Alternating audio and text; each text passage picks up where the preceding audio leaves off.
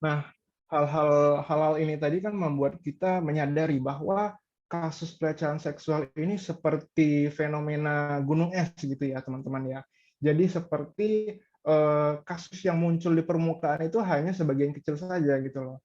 Yang nyatanya di dalamnya itu masih banyak kasus yang mungkin belum terungkap karena beberapa faktor, misalkan salah satunya korbannya gitu ya yang tidak berani untuk ngomong atau speak up gitu loh untuk melapor. Kenapa? Karena yang pertama mungkin ada ancaman dari pelakunya gitu. Jadi ketika korban mendapatkan kekerasan seksual gitu ya, di mana posisinya ini sudah terintimidasi, dia juga sudah merasa tidak aman gitu ya, otomatis muncul perasaan takut gitu ya, perasaan inferior lah gitu terhadap pelakunya, sehingga si korban ini menjadi takut gitu untuk mengungkapkan atau bercerita kepada orang lain, bahkan sampai melaporkan pun takut karena ada ancaman dari pelakunya seperti itu. Kemudian yang kedua juga kenapa korban memilih untuk diam gitu ya ketika mendapatkan perlakuan pelecehan seksual ini, karena ada faktor lingkungan. Seperti yang kita ketahui bersama, lingkungan kita masih belum cukup ramah gitu ya terhadap korban pelecehan seksual. Di mana ketika kita bercerita gitu ya, mungkin tetangga kita atau mungkin orang sekitar kita yang tahu itu akan memberikan stigma negatif terhadap kita, memberikan cap gitu. Misalkan nih ya yang sering muncul ketika kita bercerita gitu kan, terus ada orang yang mungkin mendengar tidak langsung dari sumbernya gitu, tidak langsung dari kita gitu ya, mungkin dari mulut ke mulut, kemudian mencap kita gitu loh sebagai orang yang memang tidak benar gitu ya, mungkin sebagai penggoda gitu, yang memang sumbernya dari kita karena mungkin kita apa namanya menggunakan busana yang minim atau segala macam gitu ya, itu kan menandakan bahwa lingkungan sekitar kita ini ternyata belum ramah terhadap korban. Udahlah dia menjadi korban pelecehan seksual, malah diberikan stigma lagi seperti itu. Kemudian yang ketiga itu bisa jadi karena perasaan traumanya tadi, sehingga ketika dia mengalami perlakuan pelecehan seksual tadi, dia merasa trauma gitu ya, sehingga dia masih sulit untuk menyampaikan atau untuk melaporkan, atau bahkan dia memilih untuk memendamnya saja karena bagi dia mungkin ini adalah hal yang memalukan gitu, tidak untuk di-share kepada orang lain seperti itu. Nah, itulah beberapa hal yang tadi sekiranya akhirnya membuat kasus pelecehan seksual ini seperti fenomena gunung es gitu ya. Yang kita lihat ini hanya sebagian kecilnya saja, karena di bawahnya ini yang belum terungkap ternyata banyak, seperti itu. Oke, next.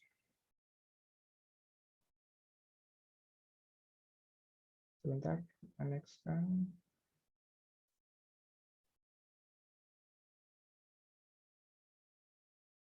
Oke, ini ada data statistik gitu ya yang saya ambil dari Komnas Perlindungan Perempuan seperti itu, prevalensi kasus pelecehan atau kekerasan seksual di Indonesia.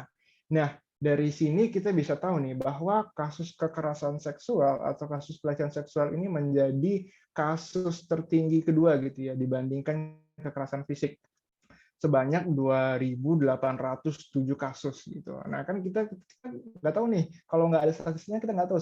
Ternyata sebanyak 2.807 kasus gitu loh selama tahun 2021 kemarin. Mungkin yang kita ketahui di media sosial atau mungkin juga di berita itu paling hanya sebagian gitu, hanya mungkin hanya 5 kasus, beberapa kasus gitu. Dan ternyata kalau kita lihat secara keseluruhan sebanyak 2.807 kasus. Nah, ini kan sudah memprihatinkan sekali ya teman-teman ya. Maka dari itu kita penting nih untuk membahas tentang pelecehan seksual ini tadi. Kemudian kita next. Sebelum kita lanjut membahas pelecehan seksual, kita perlu tahu definisi tentang sexual harassment atau pelecehan seksual itu sendiri. Nah, definisinya itu ya adalah perilaku atau perhatian yang bersifat seksual yang tidak diinginkan dan dikehendaki serta menimbulkan reaksi negatif pada korban. Yang perlu kita garis bawahi di sini ya teman-teman, bersifat seksual, tidak diinginkan, dan menimbulkan reaksi negatif pada korban. Jadi apapun bentuknya gitu ya, mau itu bentuknya perilaku atau mungkin non perilaku, verbal gitu ya, bahkan perhatian pun jika itu bersifat seksual dan kita merasa tidak nyaman atau menimbulkan reaksi negatif di kitanya, itu sudah termasuk perilaku pelecehan seksual seperti itu. Nah, mungkin biar lebih lanjut kita bisa mengetahui bentuk-bentuk pelecehan seksual, kita next, kita bahas selanjutnya bahwa bentuk kekerasan seksual itu ada 3, teman-teman ya. Yang pertama fisik, kasus fisik. Nah, ini yaitu dengan menyentuh, menggenggam, dan meraba bagian tubuh korbannya. Bahkan perkosaan pun termasuk ke dalam bentuk pelecehan seksual fisik, gitu ya. Kemudian non fisik. Non fisik itu seperti menunjukkan organ seksual kepada orang lain, kemudian menunjukkan gambar berbau seksual. Nah, ini mungkin sudah mulai banyak gitu ya, dengan bantuan media sosial orang jadi gampang nih untuk mengirimkan media-media berupa gambar, mungkin video atau segala macam gitu ya yang berbau seksual gitu. So, sudah sangat mudah banget sekarang. Kemudian bentuk verbal itu jelas ya, dengan ucapan baik secara langsung ataupun tidak langsung, seperti perkataan, kemudian candaan yang berbau seksual, komentar, atau yang sering kita temui atau mungkin yang perempuan sering alami gitu ya di jalan, yaitu catcalling. Kemudian ternyata salah satu permintaan berulang untuk berkencan itu termasuk ke dalam bentuk pelecehan seksual verbal seperti itu. Jika teman-teman tidak berkenan untuk menerima perlakuan tersebut, itu mungkin teman-teman di sini apakah ada gitu ya yang pernah mengalami pengalaman ini nih, sama gebetannya diajak berulang kali gitu lah, gebetannya ngotot nih untuk ngajak berkencan, apakah ada atau enggak, mungkin boleh nanti ditulis di kolom chat gitu ya, karena ternyata permintaan berulang untuk berkencan itu termasuk salah satu bentuk pelecehan seksual seperti itu, jika teman-teman tidak berkenan untuk menerima perlakuan tersebut. Oke, kita next. Nah, ini menarik nih. Kita membahas kenapa kasus pelecehan seksual itu terjadi. Pertama, mudahnya akses terhadap materi pornografi. Ya, kita sama-sama tahu ya di sini ya bahwa sekarang ini semua orang bisa mengakses internet, bahkan anak-anak pun sudah bisa mengakses internet dan sudah memiliki gadget masing-masing gitu ya, gadget masing-masing gitu ya.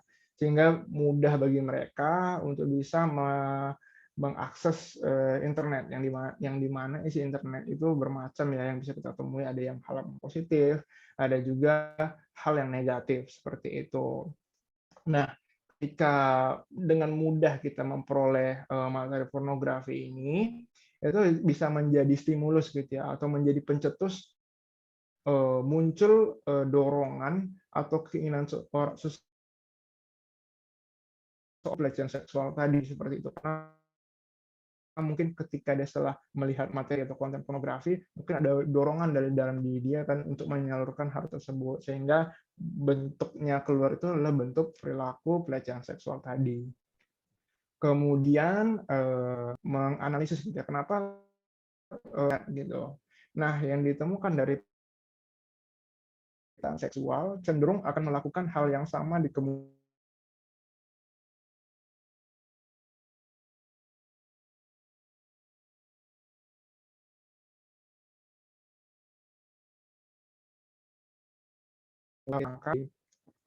down gitu ya, depresi gitu ya. Bahkan dia bisa melakukan entah mungkin balas dendam atau mungkin dia karena kebingungan gitu ya, atau mungkin tidak tahu apakah yang dilakukannya benar atau tidak seperti itu.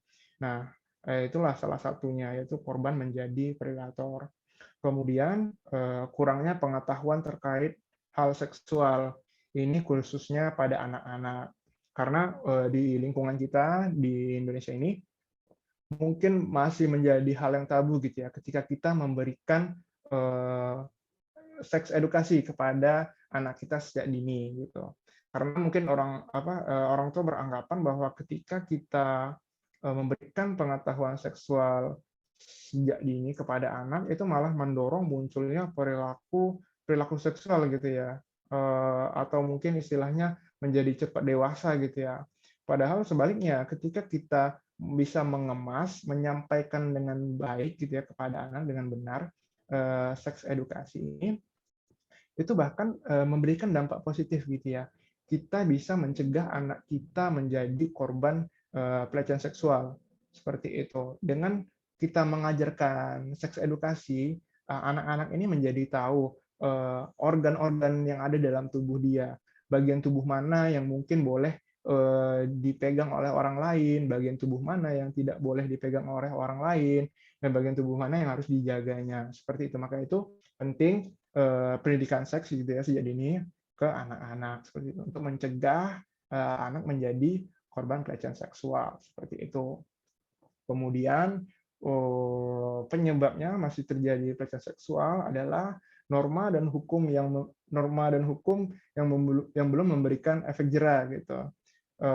Kita juga udah sempat lihat beberapa berita gitu ya yang melakukan pemerkosaan mungkin atau yang melakukan pelecehan seksual, mungkin hukumannya bisa kita anggap ringan gitu ya, misalnya 2 tahun 6 bulan penjara misalkan atau berapa, itu kan kayak membuat si pelaku itu kurang jera gitu hukumannya, kurang memberikan efek jera seperti itu, sehingga orang lain pun yang mungkin tiba-tiba gitu kan, tiba-tiba kepikiran gitu ya untuk melakukan perilaku seksual pun tidak mempertimbangkan masalah hukum ini karena nyatanya kurang memberikan efek jera gitu. Mungkin kalau misalkan kasus pelecehan seksual ini mungkin diberikan hukuman misalkan nih ya, misalkan contohnya seperti kebiri gitu ya, mau kebiri fisik atau kebiri biologis gitu ya, itu kan itu pasti orang jadi mikir gitu kan kayak, jangan deh bahaya nih bisa dikebiri kayak gitu kan. Nah maksudnya kan itu kan bisa lebih memberikan efek jera seperti itu. Ya kita harapannya ke depannya pemerintah kita bisa menyediakan atau membuat sebuah sistem dan juga hukum yang dapat memberikan efek jera kepada pelaku pelecehan seksual sehingga bisa menekan kasus-kasus pelecehan seksual tadi. Kemudian ada teori person by situation interaction gitu ya. Nah, di teori ini menjelaskan bahwa semua orang ini memiliki kecenderungan gitu ya atau memiliki ya kecenderungan untuk memunculkan perilaku seksual. Tapi perilaku pelecehan seksual tadi itu tidak bisa hanya muncul dari faktor orang tersebut. Ada faktor lingkungan gitu atau faktor situasi gitu, di mana terdapat situasi yang mungkin yang memungkinkan untuk munculnya atau yang memungkinkan orang untuk melakukan pelecehan seksual. Misalkan situasinya sepi gitu ya, di jalanan yang sepi atau mungkin ketika di dalam angkutan umum yang ramai gitu ya. Nah, ada interaksi nih dari kecenderungan individu tadi yang mempunyai kecenderungan untuk melakukan perilaku seksual didukung oleh situasi yang mendukung. Nah, itu akan memunculkan perilaku pelecehan seksual tadi seperti itu. Oke, kita next. Oke, tempat terjadinya pelecehan seksual. Nah, seperti yang kita tahu gitu ya dari berita-berita atau dari kasus-kasus terdahulu, pelecehan seksual itu terjadi di sekolah, baik itu di tingkat TK. Dulu pernah ini ya viral ya di tingkat sekolah JIS itu apa ya dulu ya yang dilakukan oleh OB-nya gitu kalau nggak salah. Pelecehan seksual di sekolah itu tingkat STK bahkan SD, SMP, SMA bahkan universitas pun masih ada gitu kasus pelecehan seksual. Kemudian di tempat kerja ini sudah menjadi rahasia umum gitu ya, kita sudah sama-sama tahu gitu ya bahwa terkadang tempat kerja menjadi tidak ramah bagi kita gitu ya terkait pelecehan seksual ini yang mungkin dilakukan oleh rekan kerja, mungkin oleh atasan atau mungkin oleh penjaga kantor mungkin ya misalkan seperti itu. Kemudian di transportasi umum dan di tempat umum oleh orang-orang asing seperti itu ketika ada kesempatan mereka melakukan gitu ya. Kemudian juga ada grup online gitu. Sekarang karena sudah teknologi sudah maju gitu ya, bahkan pelecehan seksual pun sudah bisa dilakukan secara online gitu melalui grup. Misalkan teman-teman memiliki grup WA atau mungkin grup Telegram, apalagi ya Discord mungkin atau yang lain gitu ya. Mungkin kalau ada yang masih main Friendster gitu ya atau main MySpace mungkin masih ada gitu yang main. Nah, itu bisa terjadi di situ gitu. Bisa terjadi pelecehan di sana dengan cara apa? Dengan cara non fisik tadi ya, mengirimkan gambar atau mengirimkan kalimat yang mungkin berbau seksual gitu yang tidak enak untuk kita terima seperti itu. dari beberapa tempat, misalkan seperti dari sekolah, dari tempat kerja gitu ya, dan grup online ini, kita bisa mengidentifikasi nih bahwa orang-orang terdekat kita itu bisa menjadi pelaku pelecehan seksual gitu ya. Karena di sekolah biasanya kan pelakunya kalau nggak guru, ininya ya, satpamnya mungkin, atau mungkin temannya juga bisa gitu kan. Berarti kan pelakunya itu cenderung lebih banyaknya orang yang kita kenal seperti itu. Jadi tidak tidak menutup kemungkinan gitu, selain orang asing, orang yang kita kenal pun bisa melakukan hal tersebut kepada kita. Begitu. Kita next mungkin ya. Oke. Sebelum kita bahas dampak langsung pelecehan seksual, saya mau cek teman-teman nih, apakah masih mengikuti atau tidak. Halo teman-teman, selamat malam. Halo. Halo Kak Halo. Fauzan. Halo Kak Fauzan. Oke, keren-keren. Masih ngikutin. Keren teman-teman. Oke, kita lanjut ya bahasanya ya tentang oke, terima kasih Mbak Puspanila udah resen. Oke, kita bahas tentang dampak langsung pelecehan seksual. Yang pertama dampak lingkungan. Di sini kita lihat banyak ya pelecehan seksual ini ngasih dampak banyak ya ke kita ya, baik dari lingkungan, interpersonal, fisiologis, emosional, bahkan dampak psikologis itu udah jelas gitu ya. Oke, kita bahas satu-satu. Pertama dampak lingkungan, yaitu stigma negatif seperti yang kita bahas tadi ya, bahwa lingkungan kita ini kurang ramah dan cenderung gitu loh memberikan stigma negatif terhadap korbannya, bukannya malah mendukung gitu ya dengan menyediakan informasi, misalkan dengan mensupport gitu ya, mengarahkan gitu ke lembaga-lembaga terkait gitu ya untuk membantu proses pemulihan, ini malah memberikan stigma negatif. Semoga teman-teman yang di sini yang mengikuti nanti, misalkan sekiranya ada orang di sekitarnya menjadi korban pelecehan seksual, mungkin bisa di stop gitu ya tradisi untuk memberikan stigma negatif terhadap korban pelecehan seksual, dan kita mulai untuk membangun lingkungan yang lebih sportif lagi seperti itu. Itulah tadi dampak ke lingkungan gitu ya. Kemudian dampak interpersonal, dampak ke diri kita sendiri. Yang pertama, tidak percaya terhadap orang lain. Jelas ya, karena mungkin kejadian pelecehan seksual itu adalah kejadian yang termasuk menjadi kejadian yang membekas gitu ya, yang membuat kita trauma sehingga membuat kita menjadi tidak mudah percaya dengan orang lain. Itu juga bisa mempengaruhi bagaimana kita menjalin hubungan dengan orang lain. Kemudian juga dampak ke diri sendiri itu kita bisa memunculkan perilaku mengisolasi dan mengasingkan diri sendiri. Ini bisa jadi karena mungkin si korbannya merasa malu gitu ya, malu mungkin dan rasa harga dirinya itu berkurang sehingga dia memutuskan untuk mengisolasi dan mengasingkan diri. Kemudian sudah jelas ketika mungkin korbannya perempuan dan pelakunya laki-laki, itu akan memunculkan ketakutan terhadap sosok laki-laki gitu. Mungkin ekstrimnya bahkan laki-laki terdekat pun dia juga takut gitu. Mungkin dilakukan, misalkan dia mendapatkan pelecehan seksual gitu ya dari orang asing gitu ya, stranger, misalkan di tempat umum, dan menjadi muncul nih ketakutan terhadap laki-laki. Itu bisa berdampak juga nanti hubungannya dengan mungkin dengan ayahnya atau mungkin dengan saudaranya yang laki-laki gitu. Karena dia punya ketakutan nih terhadap sosok laki-laki yang sudah memberikan pengalaman yang tidak menyenangkan gitu ya, pengalaman traumatis terhadap dirinya. Kemudian dampak fisiologis itu dampak fisik gitu ya. Ketika mungkin mendapatkan pelecehan seksual secara fisik, itu bisa menimbulkan luka fisik gitu ya, bisa mungkin memar, bisa mungkin lecet, bahkan kehamilan yang tidak diinginkan, dan lebih parahnya lagi tertular penyakit seksual, karena kita nggak pernah tahu gitu ya background dari si pelaku ini gitu. Mungkin dampak fisiologis yang kehamilan yang tidak diinginkan dan tertular penyakit seksual ini mungkin ketika bentuknya tadi, bentuk fisik seperti pemerkosaan tadi, seperti itu ya, baru muncul dampak yang tadi itu.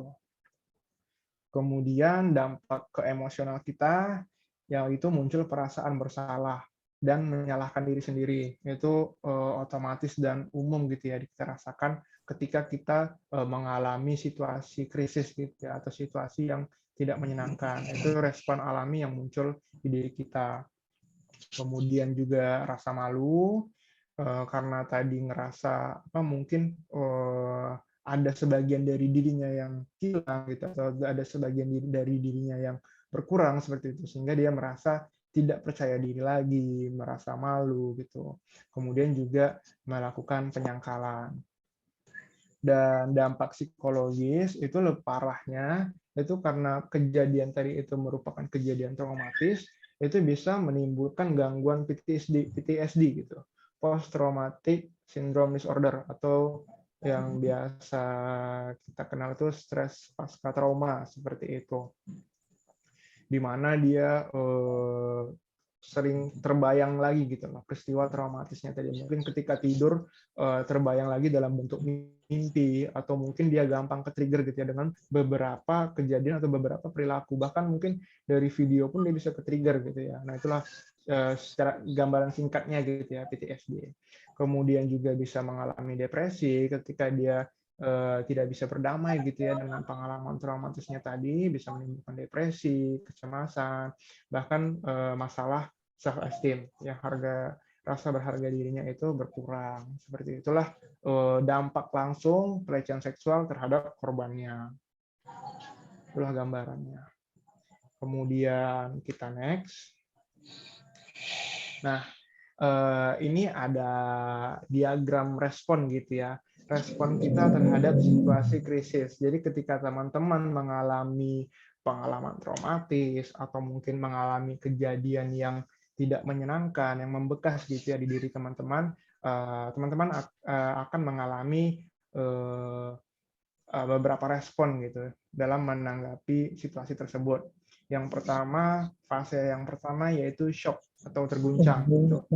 Nah, di fase ini teman-teman, ini kejadiannya pasca tepat banget setelah kejadian, misalkan kita anggap ini kita implementasikan ke kasus pelecehan seksual gitu ya. Setelah mendapatkan pelecehan seksual, itu otomatis akan muncul perasaan terguncang gitu ya, shock gitu ya. Itu respon di sinilah, di fase inilah muncul respon-respon fisiologis, misalkan seperti jantung berdebar, kemudian mungkin mengeluarkan keringat yang berlebihan, bahkan mungkin ada yang sampai nge-freeze gitu ya, tidak bisa bergerak seperti itu. Nah, itulah di fase itulah muncul respon-respon fisiologis.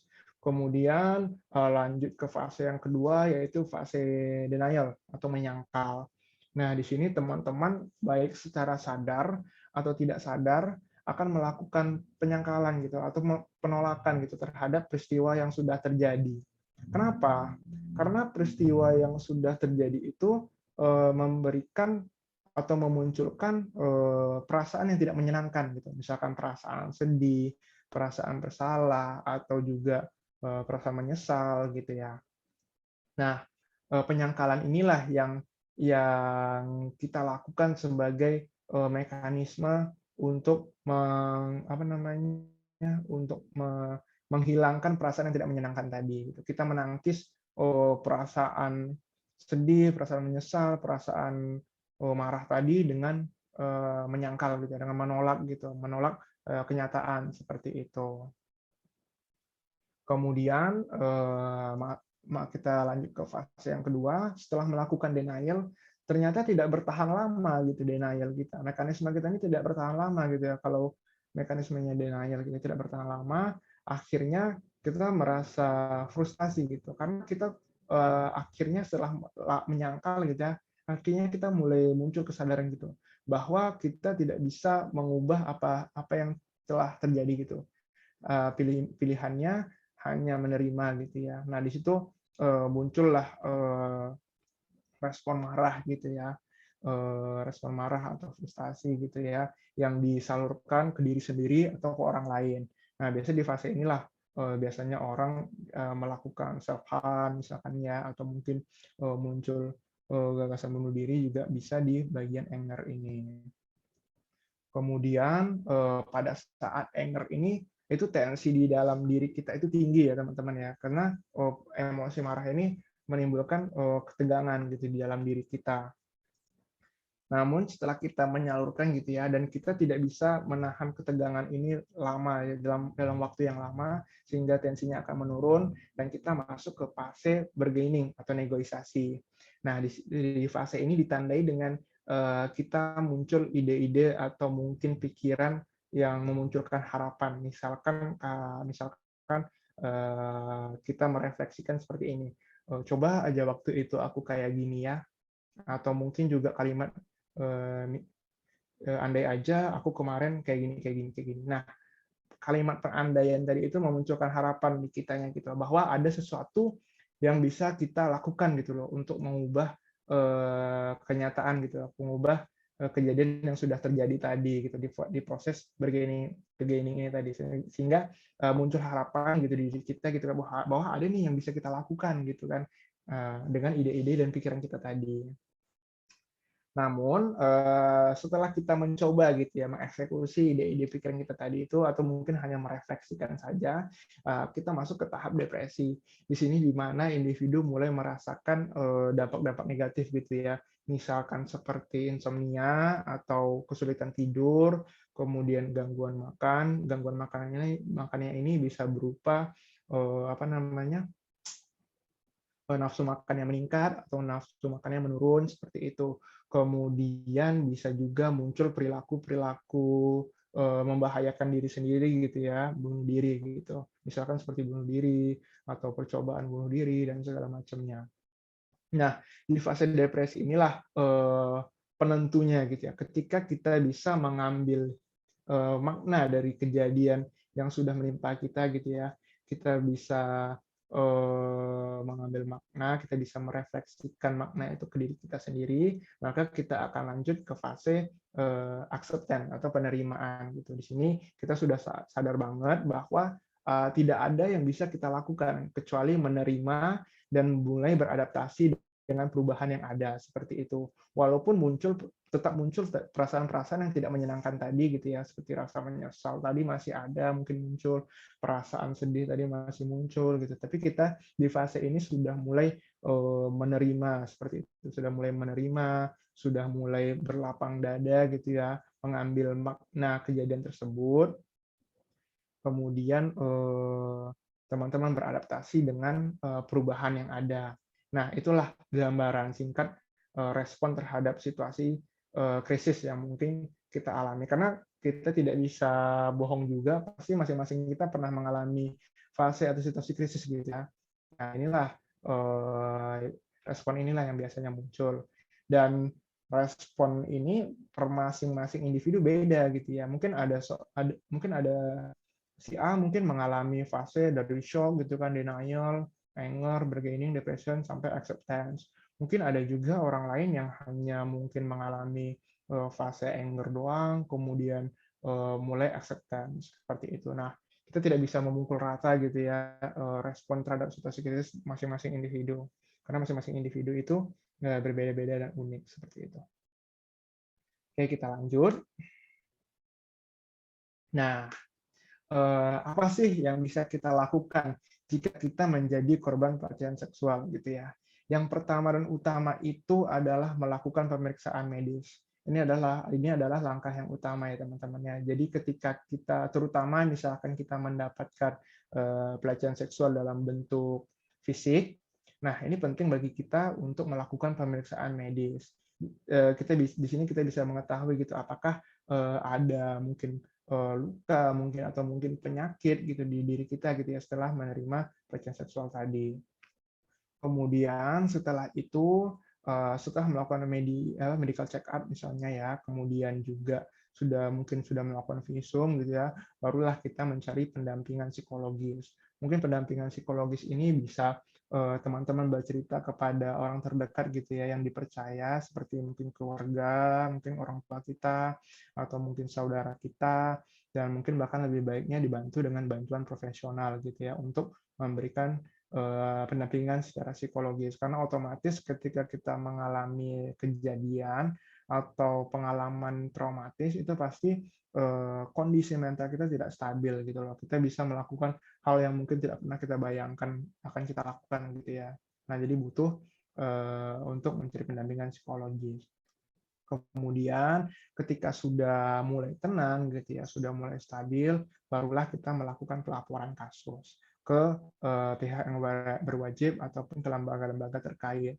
Nah, mungkin sekarang ini ketika teman-teman mungkin mengalami atau menjadi korban pelecehan seksual, amit-amit ya teman-teman ya, atau mungkin teman-teman mendapati orang lain gitu ya yang menjadi korban pelecehan seksual, itu bisa diarahkan ke lembaga P2TP2A gitu ya. Kepanjangannya apa ya?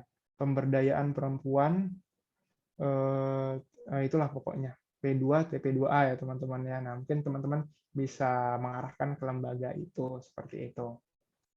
Nah, itulah yang bisa kita lakukan jika kita menjadi korban. Tapi kita berdoa semoga kita dijauhkan banget nih dari perilaku-perilaku yang seperti ini gitu ya. Kita dijauhkan menjadi korban pelecehan seksual tadi. Kemudian kayaknya kurang gitu ya kalau kita hanya membahas apa sih yang bisa kita lakukan ketika kita menjadi korban. Karena ternyata ada nih yang bisa kita lakukan ketika kita mengetahui seseorang gitu ya, atau kita melihat seseorang ini sedang menjadi korban pelecehan seksual. Nah, apa aja? Yang pertama, kita memberikan dukungan sosial kepada korban. Seperti yang tadi ya, dukungan sosial dan lingkungan ramah korban ini hampir-hampir sama yang bersinggungan. Jadi kita bisa membantu menyediakan informasinya mungkin berupa langkah apa aja yang bisa dia ambil gitu ya untuk memulihkan dirinya. Mungkin seperti tadi kita arahkan medical check up dulu, kemudian kita arahkan ke pendamping psikologis dan juga kita arahkan ke pihak berwajib gitu ya untuk melapor. Nah, itulah yang bisa kita lakukan gitu. Kita memberikan informasi tersebut, kita membantu gitu, memudahkan si korban ini untuk mengakses hal-hal tadi. Kemudian yang bisa banget teman-teman lakuin yaitu PFA atau psychological first aid. Ini bisa banget teman-teman lakukan. Nah, kita bahas psychological first aid seperti itu. Oke, sebelumnya saya ngecek lagi nih. Halo teman-teman, apakah masih mengikuti? Halo Kak Fauzan. Halo Kak. Oke, wah keren, ini keren banget nih ininya nih pesertanya nih. Kemudian kita lanjut ya, membahas tentang psychological first aid. Nah, jadi psychological first aid ini adalah bantuan psikologis dasar untuk korban atau penyintas gitu ya pelecehan seksual yang diberikan oleh masyarakat awam dan bukan profesional kesehatan mental. Jadi psychological first aid ini bisa dilakukan oleh siapa saja. Jadi sebanyak 70 peserta yang hadir di sini juga bisa gitu loh melakukan psychological first aid ini. Modal utamanya apa gitu. Nah, modal utamanya adalah empati dan mendengarkan aktif. Kalau saya sih yakin ya teman-teman di sini pasti memiliki empati gitu ya, bisa berempati gitu ya dengan orang lain. Dan mendengar aktif. Mendengar aktif ini adalah kita mendengar bukan untuk menjawab gitu lah, tapi kita mendengar untuk memahami seperti itu. Nah, dua modal utama inilah yang sekiranya teman-teman perlukan untuk melakukan psychological first aid tadi. Kita lanjut ke langkah-langkahnya ya, atau cara kerja PFA ini. Oke. Nah, cara kerja PFA ini cukup simpel, ada 3, yaitu safety, function, dan juga action. Safety ini apa? Safety ini kita memenuhi rasa aman dari korban atau penyintas gitu ya. Kemudian function, yaitu kita mendorong keberfungsian optimal dari korban tadi. Dan yang terakhir yaitu action. Nah, bagian action ini kita memfasilitasi atau membantu korban untuk pulih gitu ya. Kita breakdown satu. Oke, yang pertama safety. Sesuai dengan namanya ya, safety ya. Yaitu kita menjaga korban dari bahaya dan kita menawarkan perlindungan. Baik itu secara situasi dan perasaan gitu ya. Jadi ketika misalkan teman-teman gitu ya, melihat sedang terjadi praktik pelecehan seksual atau mungkin juga dikontak sama temannya gitu ya, tolong dong ini aku habis ini gitu ya, habis kena pelecehan seksual gitu ya. Nah, yang bisa teman-teman lakukan pastikan si korban ini berada di lingkungan atau di situasi yang aman seperti itu, di situasi yang dimana dia merasa aman. Dan kita juga harus, selain situasinya, kita juga harus menciptakan perasaan yang aman di korban, sehingga ini bisa membantu korban untuk bisa lebih tenang gitu ya di situasi tadi. Kemudian yang perlu kita lakukan juga di tahap awal ini, kita perlu mengidentifikasi gini ya, kebutuhan si korban ini. Kita tanyakan ke dia, apa yang mungkin sekiranya yang dia butuhkan gitu, atau pertolongan medis apa yang dia perlukan ketika dia mungkin ada mengalami ini ya, keluhan fisik gitu. Ya itulah di tahapan safety tadi. Kemudian kita lanjut ke tahapan selanjutnya, yaitu tahapan function. Di sini kita melanjutkan memberikan rasa nyaman, kemudian memberikan keterangan gitu ya melalui verbal dan non verbal.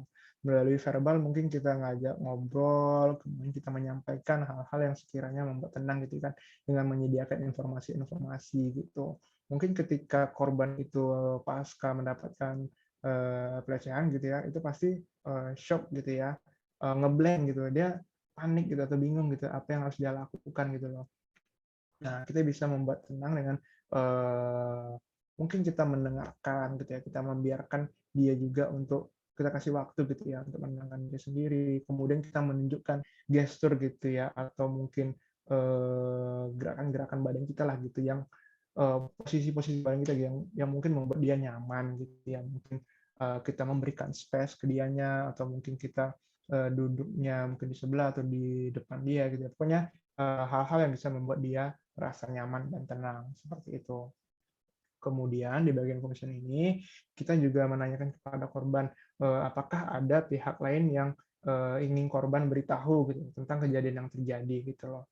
Karena kita tidak bisa langsung gitu ya teman-teman ya, langsung menghubungi orang terdekatnya gitu loh dan menyampaikan kejadian yang dialami. Karena kita belum tahu nih kondisi si korban ini apakah sudah siap atau belum gitu. Maka kita perlu mengkonfirmasi, kita tanyakan apakah perlu gitu ya menyampaikan pihak lain gitu terkait kejadian yang dialaminya. Kemudian di bagian function ini kita bantu si korban untuk berhubungan lagi gitu ya dengan keluarga dan juga lingkungan yang mendukung seperti itu. Kita lanjut ke bagian action. Nah, di bagian action ini kita mendorong si korban untuk proses pemulihannya. Dengan cara apa? Dengan cara pertama memberikan informasi yang dibutuhkan. Informasi yang dibutuhkan ini tadi bisa berupa ini ya, yang tadi kita jelaskan sebelumnya, tahap-tahap apa saja langkah yang perlu diambil misalkan. Kemudian juga kita di sini intinya itu mendorong bagaimana si korban ini mulai beraktivitas atau mulai berfungsi seperti sebelumnya gitu. Kita mendorong si korban untuk aktif melakukan rutinitasnya seperti itu, dan tanyakan juga apa sih hobinya gitu, apa sih kegiatan yang dia senangi gitu kan. Nah, itulah yang kita dorong si korban untuk lakukan seperti itu, sehingga dia bisa cepat beradaptasi dengan perubahan yang dialami gitu, dengan dia biasa melakukan kebiasaannya seperti itu. Kita next. Oke, mungkin habis ini ya. Oke, sebagai penutup kita tidak bisa gitu ya, tidak mengalami pengalaman traumatis gitu ya, atau kejadian yang tidak menyenangkan. Contohnya mungkin pelecehan seksual. Ya kita berdoa gitu ya semoga kita dihindari gitu. Tapi kita tidak bisa juga terhindar gitu ya. Karena mungkin entah itu mungkin sudah jalannya sudah terjadi atau gimana gitu ya, kita tidak bisa menghindar. Tapi kita yakin dalam diri kita ini punya mekanisme untuk menolong diri kita gitu ya. Yang penting bagaimana cara kita bisa menemukan makna dari pengalaman yang sudah kita alami tadi. Kemudian makna tadi kita refleksikan ke diri kita untuk bagaimana kita bisa bersikap atau menanggapi pengalaman masa lalu kita yang tidak menyenangkan tadi, sehingga kita dapat terus melanjutkan kehidupan kita. Mungkin cukup sekian ya teman-temannya yang bisa saya sampaikan. Saya mengucapkan terima kasih banget kepada teman-teman yang dari awal sudah fokus gitu ya, memperhatikan gitu ya, mengikuti. Semoga teman-teman yang sudah mengikuti dengan serius, yang sudah mendengarkan dengan baik, bisa mengambil manfaat dari apa yang sudah kita coba pelajari malam hari ini, yang sudah kita coba share. Dan mungkin ada keterampilan yang bisa teman-teman ambil, semoga bisa teman-teman aplikasikan dan implementasikan di kehidupan sehari-hari teman. Semoga bermanfaat. Assalamualaikum warahmatullahi wabarakatuh. Selamat malam. Waalaikumsalam, terima kasih Kak Fauzan. Pemaparan Oke. materinya yang menurut aku sih kayak wow, banyak sekali ya dalam satu waktu sharingnya gitu. Aku nggak expect kalau Kak Fauzan akan share sebanyak ini gitu. Oh iya Nah dong, teman-teman, jangan ngecewain peserta ya kan. Karena mereka udah antusias nih malam minggu gitu kan. iya Kita harus benar. ngasih yang terbaik gitu.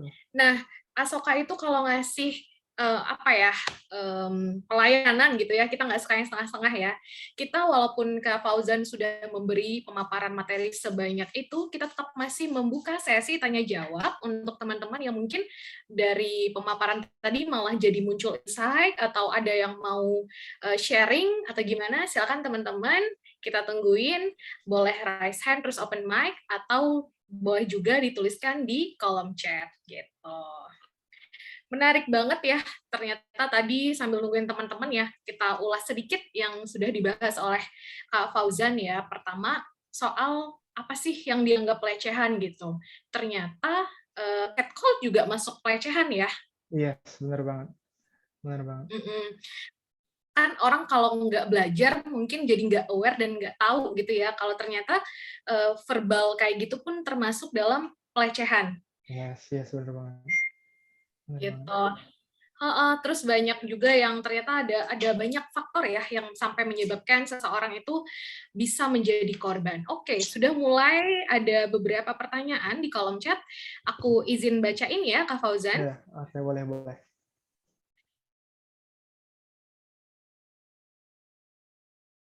Dari ketiga jenis sexual harassment, mungkin yang jarang kita sadari yaitu seksual secara verbal. Nah, baru banget kita obrolin ya. So, pasti seksual verbal tidak lepas dari catcalling bahkan kemodusan. Apakah semua bentuk kemodusan dapat dikatakan sebagai seks verbal, walaupun secara verbal atau linguistiknya masih wajar saja? Silahkan, Kak Fauzan. Oke, mungkin sebelum jawab, karena di sini saya bisa melihat ya, ada teman, saya mau nyapa dulu teman lama ini ya, teman SMP gitu ya. Ada Mbak Eno sini. Halo Mbak Eno. Halo, Dan juga Jan. dan juga teman SMA nih. Waduh, mantap banget nih. Halo Kamila. Oke, thank you udah join. Oke, kita lanjut ya. Jawab tadi pertanyaan dari Mbak Nanda Ayu. Ya memang kadang kita tidak menyadari gitu ya bentuk sexual harassment tadi yang berupa verbal gitu ya. Nah, sekarang ini kan tadi kita garis bawahi ya bahwa yang termasuk sexual harassment itu hal yang tidak kita inginkan atau yang tidak kita kehendaki gitu ya, dan kita dan menimbulkan reaksi yang tidak menyenangkan di kitanya gitu. Kalau mungkin misalkan ya misalkan dengan teman dekat kita gitu ya, kadang mungkin modus itu kan bisa berupa gombalan gitu ya, tapi jarang juga sih ya kalau gombalan berbentuk berbau-bau seksual itu jarang juga ya. Maksudnya gimana ya? Agak kelewatan ya. Agak kelewatan ya gitu ya. Iya. Pokoknya intinya di sini ketika mungkin candaannya gitu ya, atau mungkin jokes-nya, atau mungkin perkataannya gitu yang berbau seksual tadi itu membuat kita merasa tidak nyaman, membuat kita kok ngerasa aneh gitu ya, ngerasa kok lain gitu ya nerima perkataan dia tadi. Nah, itu bisa dimasuk ketika hal yang disampaikan itu berbau seksual, itu bisa dimasukkan ke dalam pelaku sexual harassment yang verbal tadi seperti itu. Tapi misalkan ketika kita mungkin mempersepsikan hal tersebut sebagai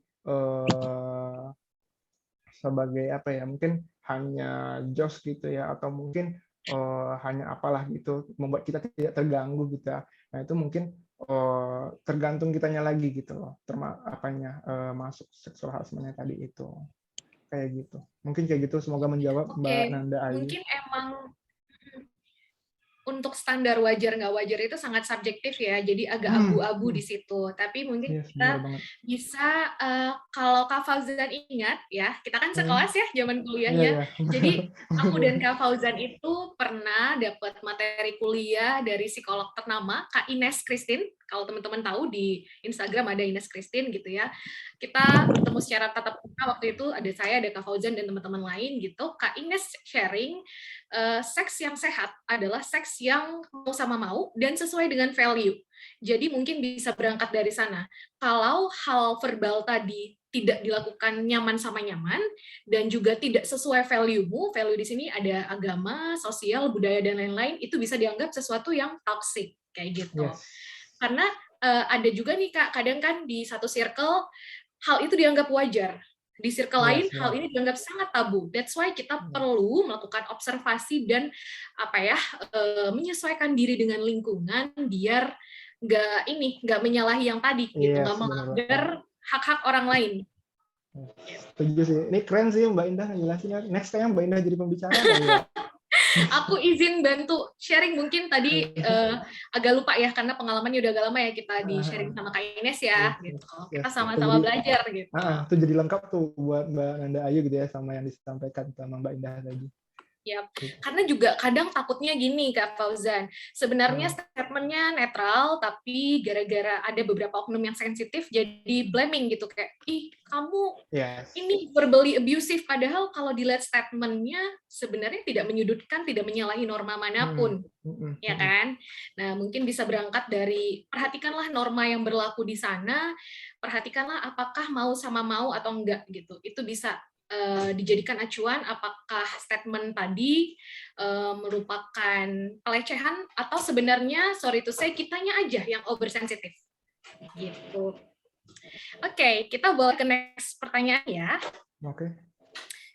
Dari Nawal, izin bertanya Kak, apa yang harus dilakukan sebagai teman korban jika dia nggak mau ngelaporin kasus tersebut ke pihak yang berwenang ya Kak? Terima kasih. Kadang sering gitu ya, curhatnya ke kita, kitanya udah gedek, kita ajakin ngelapor ke P2TP2A atau TP2K ya, tadi pokoknya itu, malah nggak mau gitu. Itu gimana tuh sebaiknya kita? Oke, saya coba menjawab ya Mbak. Ini nggak tahu nih Mbak Nawal atau Mas Nawal gitu ya, saya coba menjawab. Kita tidak bisa juga memaksakan gitu ya, si korban ini harus melapor atau enggak gitu. Karena sekali lagi tergantung kenyamanannya si korban. Karena mungkin ada pertimbangan gitu ya di korbannya gitu. Ketika dia mungkin melapor, nanti identitas dia bakalan ke-expose kayak gitu. Nah, yang bisa kita lakukan ya memberikan dukungan gitu ya, dukungan berupa dukungan sosial dan dukungan interpersonal. Mungkin kalau dia sudah mau bercerita saja, nah itu kita sudah bisa membantu meringankan beban gitu ya, beban di pundaknya dengan bercerita gitu, dengan dia sharing ke kita gitu, itu sudah sangat membantu banget gitu. Jadi kita jangan memaksakan gitu loh kehendak kita juga, misalkan dengan memaksa dia ayo lapor segala macam gitu, itu nggak bisa juga gitu. Kita coba hormatin keputusan dia gitu. Mungkin dengan ketika nanti dia sudah tenang gitu kan, dia sudah bisa tenang dan sudah bisa move on gitu ya, nah baru mungkin muncul keinginan dia untuk melapor. Mungkin seperti itu sih. Kayaknya kalau mau nambahin boleh banget ngelengkapin. Balik ke materi PFA ya Kak ya, yang tadi Kak Fauzan sudah sharing. Tahap pertama safety, kedua function, ketiga action.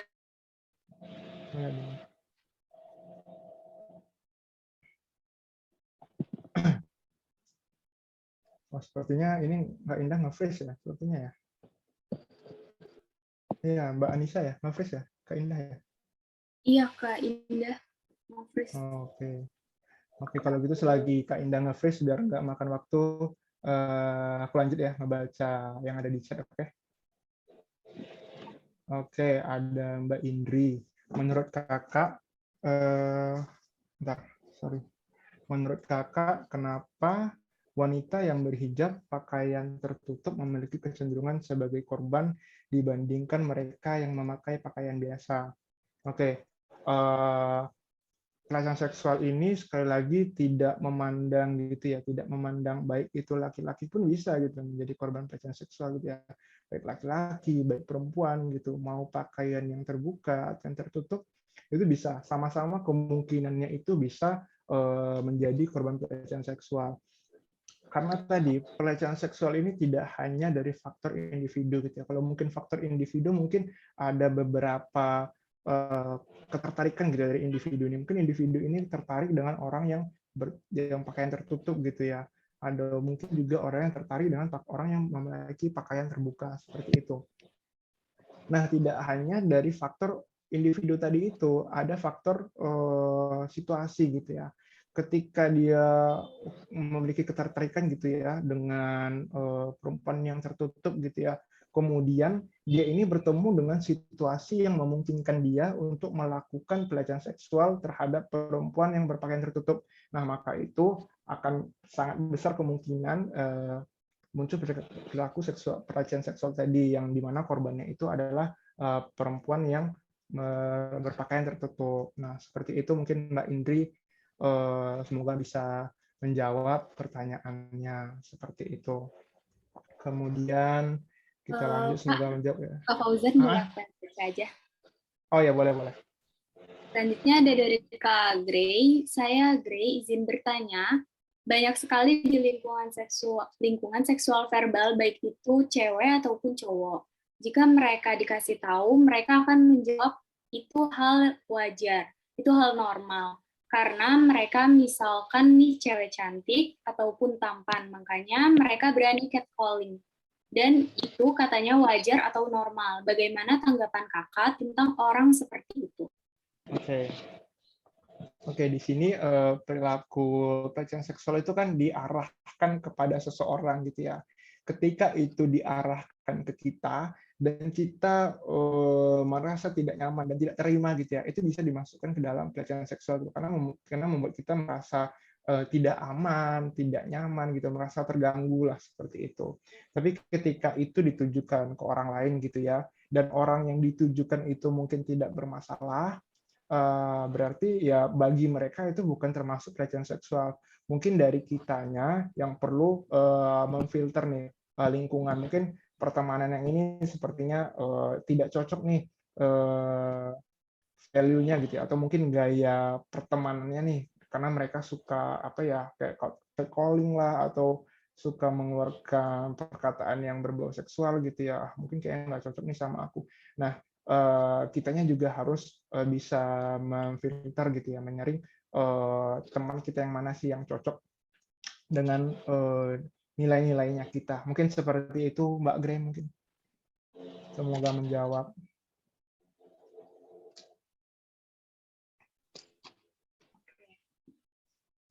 Untuk selanjutnya ada dari Kak Putri Intan Permatasari. Saya mau tanya, apa yang harus dilakukan jika ada korban pelecehan seksual sudah mengalami depresi, bahkan cenderung menyakiti diri sendiri?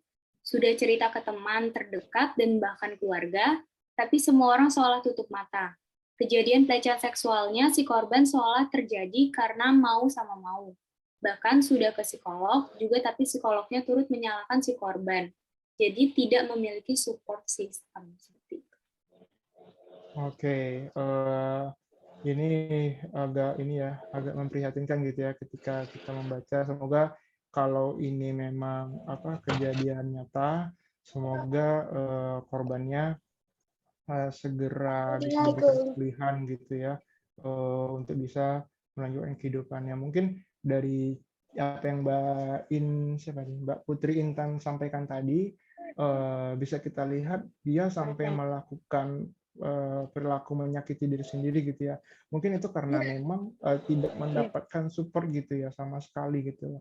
Dia sudah mungkin cerita ke teman, sudah mungkin cerita ke keluarga, tapi bahkan tidak, seakan-akan tidak peduli gitu. Jadi dia merasa sendirian gitu loh. Merasa sendirian, tidak ada yang mendukung dia gitu, tidak ada yang berada di pihak dia gitu, Pak.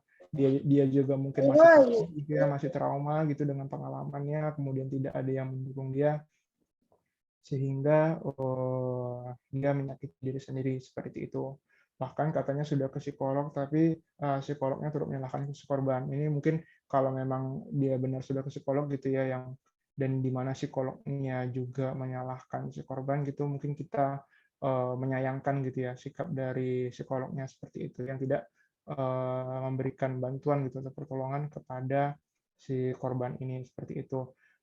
Kalau mungkin saya menyarankan gitu ya, kalau mungkin dari apa yang disampaikan ini, saya mungkin bisa menyarankan bahwa si korban ini karena sudah ada perilaku melukai diri sendiri atau menyakiti diri sendiri, ada lebih baiknya itu dibawa ke psikiater gitu ya.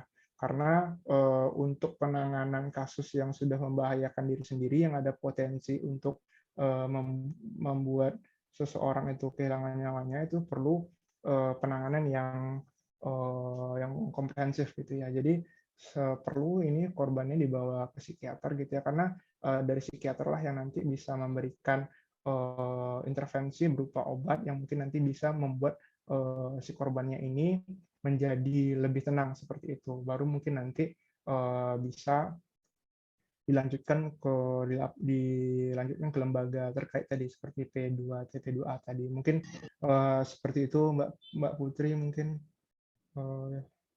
ya mungkin seperti itu Mbak Putri. Semoga menjawab. Semoga membantu ya Kak Putri. Selanjutnya ada dari Kak Eno. Halo, izin bertanya, reaksi seperti apa yang Kakak anjurkan ketika kita sadar sedang mengalami pelecehan seksual? Karena seringkali penyintas merasa takut melakukan reaksi spontan, baik verbal maupun fisik, karena merasa terancam dengan kemungkinan victim blaming ataupun serangan fisik. Thank you. Oke. Terima kasih Mbak Eno sudah bertanya. Oke, reaksi seperti apa gitu ya yang harus dianjurkan? Reaksi yang sangat kita harus hindarkan itu pertama adalah reaksi diam saja gitu ya. Kita seakan-akan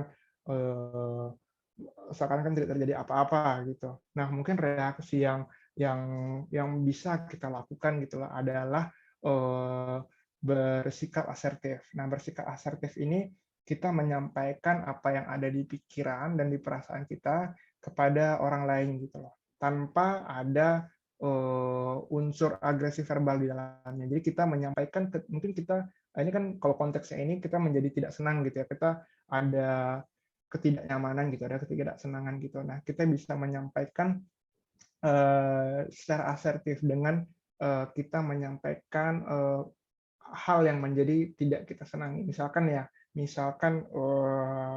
kita mendapatkan perkataan verbal gitu yang berbau seksual gitu, terus kita merasa nggak nyaman nih sekali, dua kali, tiga kali, dia kok terus-terusan gitu ya nyampeinnya gitu. Nah, yang bisa kita lakukan, kita coba ngomong ke dia gitu ya dengan penyampaian yang baik gitu. Karena penyampaian yang baik ini lebih mudah diterima daripada penyampaian yang meledak-ledak gitu ya, penyampaiannya yang agresif gitu ya. Karena kalau misalkan kita ngeresponnya agresif, malahnya nanti akan menimbulkan hal-hal yang tidak diinginkan gitu ya, bisa menjadi dia nanti dengan mungkin kita nyampein dengan perkataan yang kasar mungkin atau dengan apa, jadi bisa menimbulkan dendam di orangnya gitu kan.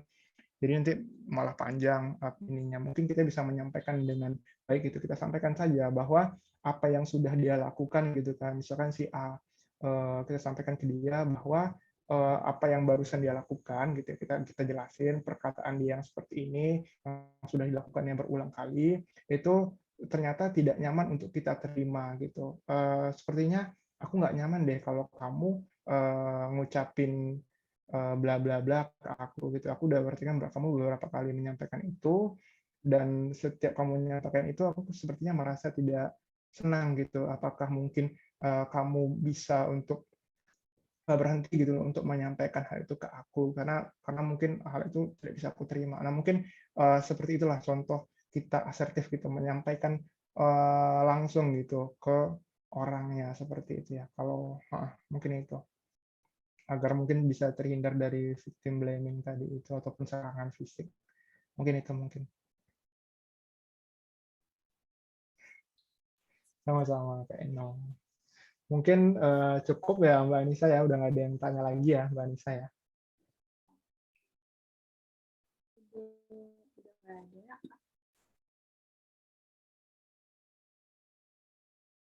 Halo, gimana Mbak Anissa? Iya. Baik, aku simpulkan ya. Tadi juga Kak Fauzan sudah menjelaskan, jadi sexual harassment merupakan perilaku atau perhatian yang bersifat seksual yang tidak diinginkan dan tidak dikehendaki, serta menimbulkan reaksi negatif pada korban. Bentuk seksual harassment ada fisik, seperti menyentuh, meraba, menggenggam. Non-fisik menunjukkan gambar yang berbau verbal yaitu catcalling. Nah, kenapa kasus pelecehan seksual terjadi? Karena dengan mudahnya akses terhadap pornografi, kurangnya pengetahuan terkait hal seksual, dan juga norma atau hukum yang belum memberikan efek jerah.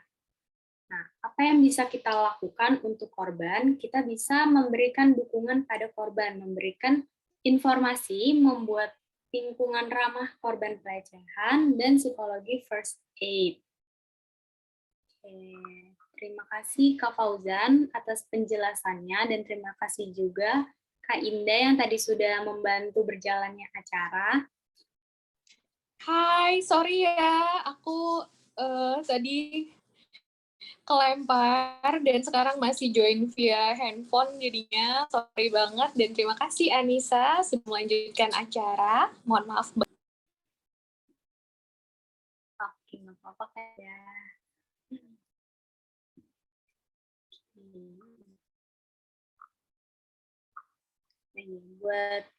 Buat teman-teman, aku mau ingetin lagi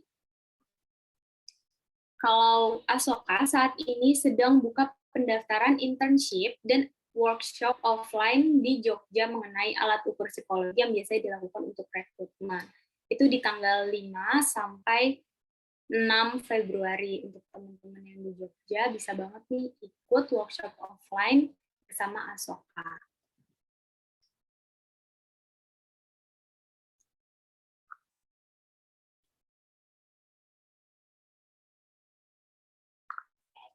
Baik, karena sudah di penghujung acara, aku mau berterima kasih kepada Kak Fauzan dan Kak Indah yang selaku pemateri dan moderator hari ini. Aku juga mau mengucapkan terima kasih kepada teman-teman yang sudah menyimak dari awal acara sampai akhir acara malam ini. Untuk teman-teman peserta, jangan lupa untuk isi link absensi yang ada di kolom chat ya teman-teman, karena absensi tersebut gunanya untuk sertifikat teman-teman. Sertifikat dibagikan hanya untuk teman-teman yang mengisi link absensi.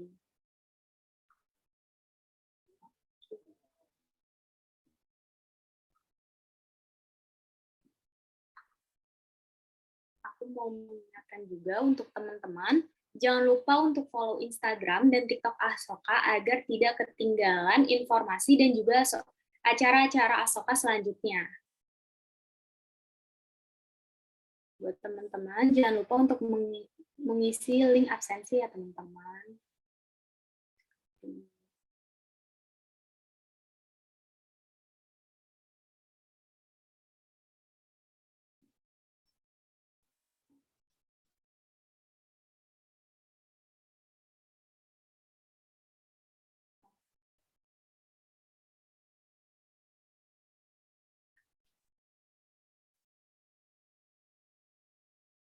Mungkin bisa langsung di closing Mbak Anissa mungkin. Oke, baik, karena materinya sudah selesai dan diskusinya sudah selesai, aku Anissa selaku Master of Ceremony izin pamit undur diri. Mohon maaf apabila ada kesalahan dan kekurangan. Sampai bertemu di acara Asoka selanjutnya. Wassalamualaikum warahmatullahi wabarakatuh. Buat teman-teman jangan lupa diisi ya link absensinya. Maybe I'm just a fool. I still believe